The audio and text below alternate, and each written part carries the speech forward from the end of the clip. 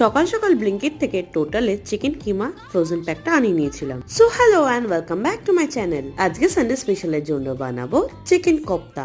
চিকেনটা অনেকটা বেশি ফ্রোজেন ছিল বলে মাইক্রো ওভেনে ডিফ্রস্ট করে নিয়েছিলাম 1 মিনিট 30 সেকেন্ড। তারপর চিকেন কিমাগুলোর মধ্যে নুন, হলুদ, পেঁয়াজ, লঙ্কা কুচি দিয়ে ভালো করে মেখে নেবো। তারপর ঠিক মিডিয়াম সাইজের চিকেন বলস বানিয়ে নেবো। আমি যেহেতু রিফাইন্ড অয়েল খাই না, তার জন্য আমি এখানে অলিভ অয়েল ইউজ করেছি।